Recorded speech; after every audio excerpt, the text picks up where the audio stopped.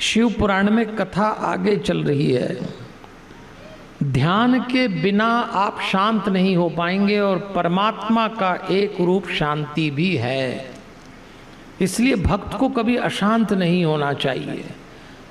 शिव पुराण में लिखा है कि जब तक गृहस्थाश्रम में रहें तब तक पंच देवताओं की पूजा करें। पंचदेव में गणेश जी जल का प्रतीक हैं, दुर्गा जी अग्नि का प्रतीक है, विष्णु जी आकाश का प्रतीक हैं, सूर्य देवता वायु का प्रतीक हैं और शिव जी पृथ्वी का प्रतीक हैं।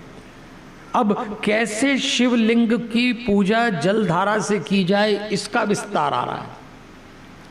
जो मैं आपसे अनुरोध करना चाहता हूं, आप कर्मकांड करें, ध्यान इसलिए करें कि आपको शांत। इधर देखिए, ये जितने आ रहे हैं सब आपके ही पहचान के, हमारा एक भी नहीं है। यहाँ से जाने के बाद भी देखते रहेंगे और आने के पहले भी हमें देखिए। तो देवियों और सज्जनों, कभी अवसर मिले तो शांतम आइए। अगर शिव पुराण ने कहा है तो मैं कहना चाहूँगा, हम तो एक ही बात जानते हैं, ध्यान करने का फायदा क्या है। आपके तरंगे शरीर से जो निकलती नहीं, पॉजिटिव हो जाती हैं, पूरे घर का वातावरण बदल जाता है। कैसा ही तनाव बेचैनी चल रही हो घर में मिट जाएगी। अच्छा, कर्मकांड भी करिए। अब देखिए कितना अच्छा बताया है, अलग अलग जल धाराएं बताई हैं कि क्या करता है। जल भीतर की बेचैनी को कम करता है, तो यदि शिवलिंग पे हम जलधारा से अभिषेक करें तो हमारी बेचैनी कम होगी। यदि आप मीठे दूध से शिवलिंग का अभिषेक करें तो अगर आपकी बुद्धि जड़ हो गई तो चलने लगेगी। और ग्रह कलह समाप्त, गाय के कच्चे दूध से शिवलिंग पे आप अभिषेक करिए, आपके घर में ग्रह कलह हो, आपको उससे मुक्ति मिलेगी। सुवासित तेल से करिए, शहद से करिए, रोग दूर होंगे। गन्ने के रस से यदि आप शिवलिंग का अभिषेक करें, आनंद की भीतर आनंद ही आनंद आ जाएगा। और गंगा जल से करेंगे तो भोग में भी आपको योग और योग से मोक्ष मिलेगा। ये सब धीरे धीरे शिव पुराण में विस्तार आपको जैसा करना हो। फिर मुझे लगता है अगर ये सब ना हो तो एक विधि हमने बना दी। देखो, हमारे यहाँ शांतम में गौ माता से एक हम गौध्यान केंद्र बना चुके हैं। आप कभी आइए हमारा गौध्यान, हम गाय माता के सामने लोगों से ध्यान कराते हैं। क्यों कराते हैं? क्योंकि गाय के शरीर में जितनी पॉजिटिविटी होती कभी नहीं होती। अगर आपके घर में बेचैनी हो, अशांति हो और आपको ऐसा लगता है कि क्या करें, किसी से मत पूछना, कुछ मत करना। बहुत सरल विधि बताता हूँ मैं आपको। आप देखिए, हमारे इसमें गाय के ऐसे कंडे हैं, ये अभिमंत्रित कंडे हैं, हनुमान चालीसा बोलते हुए ब्राह्मणों ने बनाए हैं। इसी के अंदर आप पाएंगे कि हमने ये एक ऐसे मिट्टी का दिया बनाया है। ये मिट्टी का दिया हवन कुंड हो गया। अब इसके अंदर ये गाय के कंडे के टुकड़े डाल दीजिए, बीच में कपूर रखिए और अग्नि प्रज्वलित कर दीजिए।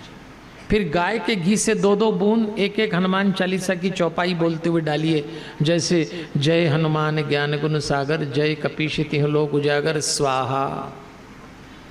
तो वो अग्नि जो प्रज्वलित हुई है, 3.5 मिनट की आहुतियां देंगे आप, 43 आहुति। 1 मिनट बाद अग्नि शांत हो जाएगी। उसमें जो धुनी निकलेगी वो पूरे घर में घुमाइए। कैसी नेगेटिविटी, बीमारी, बेचैनी, परेशानी चल रही हो, इससे मिटेगी। क्यों? एक तो हनुमान चालीसा मंत्र, दूसरा गाय के कंडे जो अभिमंत्रित करके बनाए हैं, तीसरा अग्नि, चौथा गाय का घी, पांचवा आपकी श्रद्धा। इतना आसान है। आप जब बाहर निकलेंगे तो बाहर एक स्टॉल पे, जब बाहर निकल के सीधे हाथ पे एक स्टॉल पे इसकी जानकारी मिलेगी। इसमें विधि भी लिखी है। मुझे कोई व्यापार नहीं करना, लेकिन मैं चाहता हूं कि इतनी सरल 3.5 मिनट का काम है, हनुमान चालीसा से पूरे घर में पॉजिटिविटी आ जाएगी। ये करके देख सकते हैं, करना चाहिए। और जब गाय के कंडे पे कपूर रखें, अग्नि प्रज्वलित करें, तो घी आसपास डालना। कई घरों में आज भी जोत देने के लिए गाय के कंडे को भोजन बनाने वाली गैस पे गर्म करते हैं। ये गलती कभी न करें। उसमें नाइट्रोजन होती है, आपको ऑक्सीजन करना है। तो गाय के कंडे को कभी भोजन बनाने वाली गैस पे गर्म मत करिए, कपूर से करिए। इसमें विधि लिखी है, आपको प्राप्त होगी। परिणाम में शांति मिलेगी। इसलिए हमारे ग्रंथकार ने लिखा है सुख संतान वृद्धि यथे धारा पूजन उत्तमम। सुख और संतान की वृद्धि के लिए धारा पूजन का बड़ा मत। एक ऐसी धारा बनाइए शिवलिंग पे, लगातार चलती रहे वो धारा, और जिसमें भी आप ओम का, पहले ओम का उच्चारण करते हो, ओम बोलने में भी कल हम विचार कर चुके, अ उ और म, ऐसे कर्मकांड के बात करते करते अब सृष्टि का वर्णन फिर आता है। ब्रह्मा जी नारद जी को बता रहे हैं कि मैंने शिव और विष्णु, मतलब शिव जी जब चले गए तो हमने क्या किया, हमने सृष्टि का निर्माण करने की सोची, तो जल में अंजलि लेकर ऊपर उछाला तो एक अंड प्रकट हुआ जो 24 तत्वों का समूह था। उसमें चेतना भरने के लिए ब्रह्मा जी कह रहे हैं मैंने 12 वर्ष तक तप किया, तो विष्णु प्रकट हुए। मैंने विष्णु से कहा इसमें चेतना भरो, तो विष्णु जी उसमें स्वयं प्रवेश कर गए, तो अंड चेतन हो गया। उसके बाद मेरे 4 मानस पुत्र हुए, सनक, सनातन, सनंदन और सनत कुमार। तो ब्रह्मा जी सुनाए जा रहे हैं। अब वो कह रहे हैं मैं सृष्टि बनाता था तो कब तक बनाता रहूंगा सृष्टि। और सच बात है, ब्रह्मा जी के सृष्टि बनाने से सृष्टि बन नहीं रही, क्योंकि ब्रह्मा जी मनस सृष्टि बनाते थे, सोचते ऋषि मुनि पैदा हो जाते, लेकिन कैसे हो। तो फिर शिव जी प्रकट हुए। ब्रह्मा जी ने कहा महाराज कुछ करिए, तो शिव जी ने एक अवतार लिया। उस अवतार की चर्चा आगे आएगी, पर ऐसा अवतार दुनिया में किसी देवता ने नहीं लिया होगा, और वो था अर्धनारीश्वर अवतार। शिव जी ने कहा मेरा ही आधा हिस्सा स्त्री का है और मेरा ही आधा हिस्सा पुरुष का है। ये अर्धनारीश्वर अवतार है देवियों और सज्जनों। आपने शिव जी का ये रूप देखा होगा। आइए थोड़ा इस पर विचार करें कि ये अर्धनारीश्वर अवतार है क्या। क्योंकि वो तो सोचने लगे ब्रह्मा जी कि मैं सृष्टि कर रहा हूं, तो शिव ने रुद्रगण पैदा कर दिए। तो उन्होंने कहा कि ऐसी सृष्टि मत करिए महाराज, ब्रह्मा जी ने कहा है ऐसी सृष्टि करिए जो जन्म और मृत्यु के भय से युक्त लोग हों, ऐसी सृष्टि करिए।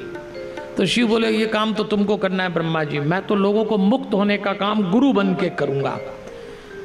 और आज इस संसार को चलाने के लिए शिव जी अर्धनारीश्वर रूप लाते हैं। नारी के बिना पुरुष और पुरुष के बिना नारी पूरा बन के सृष्टि बना ही नहीं सकते।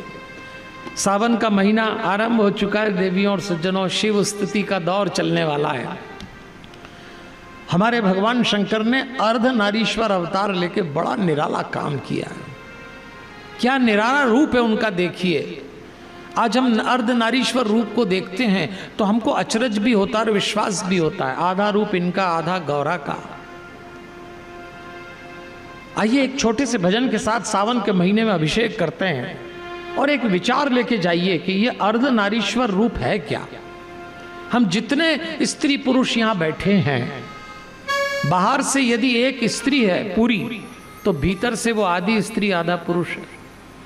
बाहर से जो पूरा पुरुष दिख रहा है, ये भीतर से आधी स्त्री आधा पुरुष है।